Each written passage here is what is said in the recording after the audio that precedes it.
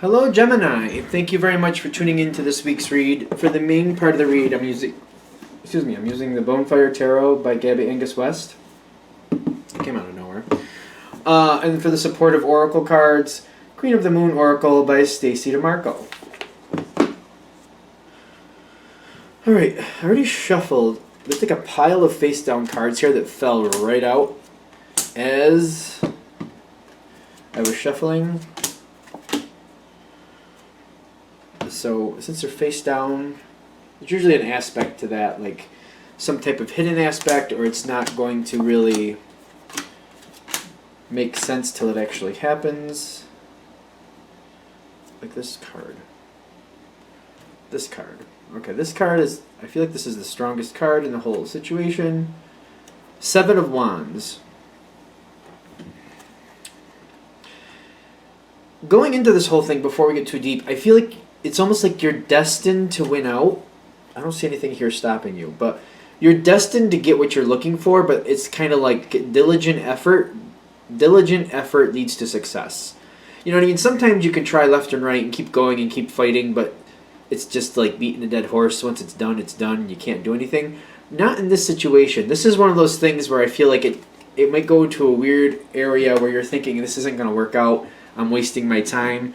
They're starting this right off the bat saying, this is going to take a lot of effort, but it will work out. There's going to be times where you doubt that, but they're saying if you hold strong to this, you will get the goal that you're looking to attain. All right, that's your overall energy, which I don't always do those, but that's what we did for this one. So there we go. All right, so, and like when you're coming into this, like this is setting the stage. You got the Void with the Lovers and the Page of Wands. Now, it's one of those things where it's kind of like, it's almost like My Best Friend's Wedding. I don't remember that movie, but it's almost like the Void is here, but the Lovers with the Page of Wands, kind of like you're connected with somebody that you're very much in love with, but they're married or they're with someone else that you actually care for. So you wouldn't step in the way or try to cause any problems anyway, but it's just kind of like there's somebody you want to be with, but you can't be, then there's nothing you can do about it, but you're close to this person, but you're not as close as you want to be, and there's nothing you can do to change it. That's how you're going into this with the Void. It's kind of like, that's kind of how it feels, like someone's like literally right there, they're with someone else, and even if they weren't, you're like, I don't know how this would work out even if they weren't. Because you care about this person and you're like I don't know how that would work out. It's like, even though you're a Gemini, it's kind of like, I don't know how that could end and something with me could begin and that be a smooth transition. It's very, very unlikely. Okay, that's where we're starting though.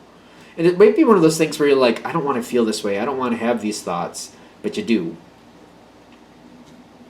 Now, the same type of situation, basically you're connected with it, but you can't get what you want from it, and you're like feeling like it's just literally barred off from you. It's like roped right off. You're like, I can't go in there without really bad repercussions that I don't want.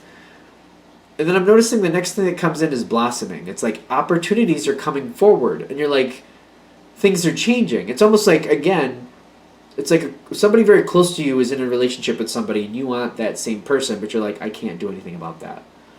But blossoming is saying it's almost like that situation seems like it's moving on, and it might move on in a way that you're like, could I really have a possibility with this where it wouldn't be a point of contention? Is that really a possibility? And your mind is going through the scenarios like, is that real? Like, could that be real? Could I really have a chance here? Whatever it is, you're feeling like, it's like you're in disbelief. Now, this is where the pile of face-down cards hit.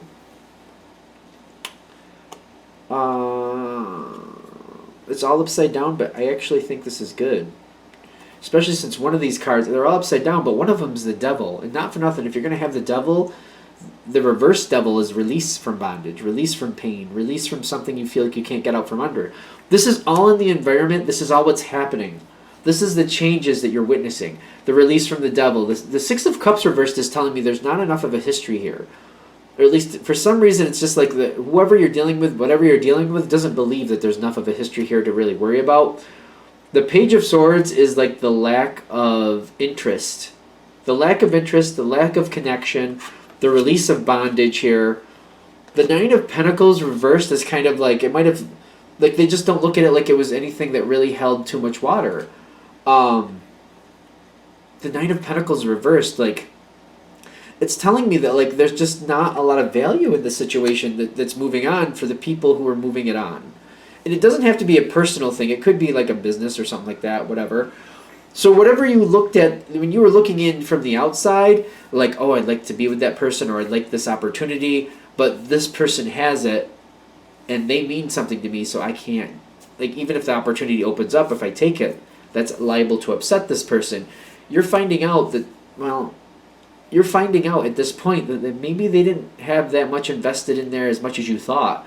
Maybe it didn't mean as much as it looked like it did. And you're kind of like, it looks like it's... And like people are moving on here. Somebody's moving on from something and leaving an opportunity. It's like somebody's vacating their seat. It's almost like a seat at a concert. It's like a front row center, awesome seat. And they're like, I don't really want to watch this show. And you're getting the opportunity to take that seat. And they don't really want to even be there. And it's kind of like, you're looking at this like, well, somebody's going to take that seat.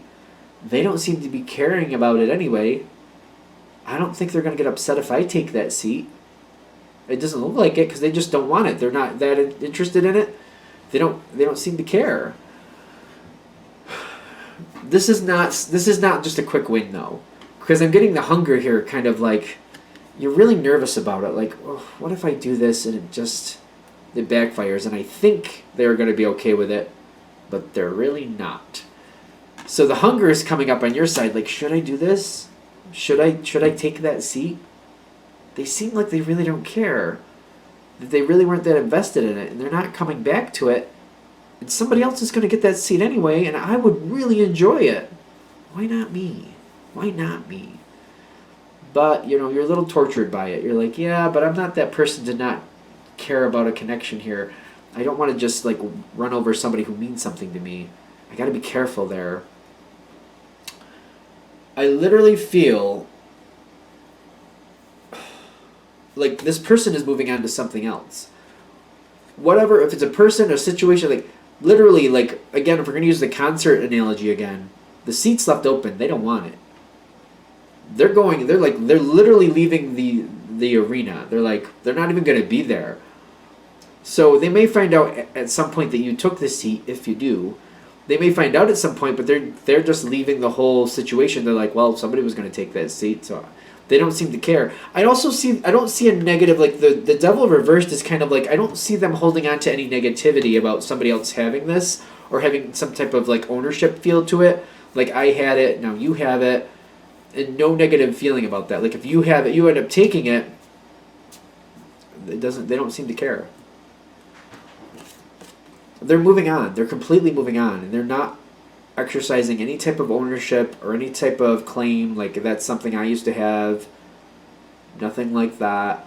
The High Priestess in between what's going on and how you're feeling about it is kind of like, it's going to take you a moment to really like look at this and assess, like, will this be okay? Like, will this be okay? All right, let's keep going forward. Now I'm noticing this communication comes out of nowhere.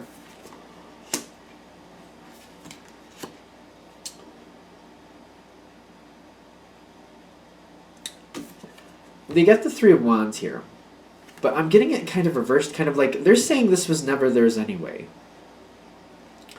When I'm seeing the Three of Wands reversed in the environment, whoever you're dealing with, whatever the situation is, it's like their attitude is like, there was nothing for me to move on from. There wasn't enough to move on from. It just wasn't really there. I feel like that's how they're acting, or that's how they're feeling about it. Like, there's nothing to move on from. Like, it's like, they are moving on from it technically, but it's kind of like, to them, it's just like it was a non-issue. It wasn't really as strong as you thought it was. For them, it's kind of like, yeah, it's just kind of, they're moving on like it's nothing. That's the Three of Swords reversed for me. Three of Wands, excuse me. It's kind of like, they're just kind of like, they moved on from, they left that seat open, But to them, it's like, well, I got that seat for free anyway, or I didn't really pay that much for it, or it was a gift or whatever. They're just like, it doesn't matter. Like, to them, it's like they never really owned it. They never really wanted it. It's weird. It's like the Three of Wands reverse is like they're just, I have no claim to that. I don't really care. But the communication is coming directly to you. Like, that's nothing I really owned. So it's not really like, they're like, it's almost like they're going on as if it was never theirs. Like that seat, if we're using that concert seat, like they're going on as if they never had that seat. Like it was never theirs. If it was a relationship they're moving on from, to them it's just like, it was just they never really felt comfortable or really connected to that person. So they're like, it's fine. Like there's nothing. Don't worry about it. Do what you got to do. The wheel turns in your favor. This information comes to you because the Knight of Swords is between you. The Knight of Swords is between you and whatever you're dealing with, person or situation. Kind of like, no, I don't have any claim to that. There wasn't really that much of a bond there for me. Do what you want. You're free. I have no animosity. You want that? You should have it. You're getting like the green light saying, take it. You want it? By all means, it's cool. I have no problem. No problem. Abundance is showing up for you. I noticed this is interesting because you have abundance and creativity showing up, and it's resulting on your side with the patience. You're not running forward to claim this, but abundance with creativity is here saying it's there for you. You can have it, but the creativity is saying, and call me out on this if I'm wrong, because I feel like your mind is really strong, but sometimes you can talk yourself out of things that you really want. And I feel like the only reason you wouldn't have this, and again, they're saying from the very beginning, all you got to do is choose it. All you have to do is work for it. You can have this. This can be for you. The only reason this won't happen is if you overanalyze it, or you talk yourself out of it, or you just talk yourself into inaction. If you don't go forward and claim it, it's not going to happen. That's the patience on your side. They're saying basically if you're just standing here looking at your opportunity, you're just holding that balloon like this is my thought, and that's where I want to go, but this is my thought, so I'm just kind of enjoying my thought instead of acting on it. If you don't act on it, it's not going to happen. I'm really getting that with the patience. I'm really, really getting that with the patience. Like, you have to claim this. The green light is all going to be there. Like, everything is going to come right in line and say, you can have this, but you're going to have to choose it. You're going to have to go and claim it and pursue it, and then you can have it.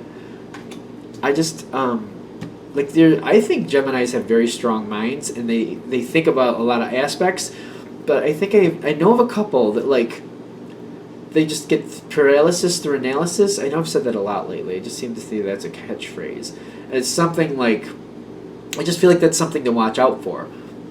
Having, like, everything in front of you, it's all right in place, but just kind of, like, thinking yourself right out of the opportunity. They're like, it's here. Take it. Take it. If you want it, take it. Go for it. But if you just let yourself think it out, if you let yourself think it to death, you'll lose it. So if you really want it, when the opportunity is there, it's like it's so green light. There's so many green lights in front of you. Just go forward. Step forward and make it happen. And I think we're there.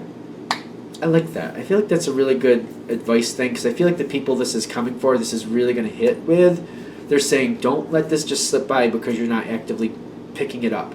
It's kind of like seeing, like, you know, a $100 bill on the sidewalk and going, that could be somebody else's. I wonder what this. I wonder what that. I wonder, should I get it? Should I wait to see if it's somebody else? If somebody else is going to pick it up, and then the wind goes, blows it away.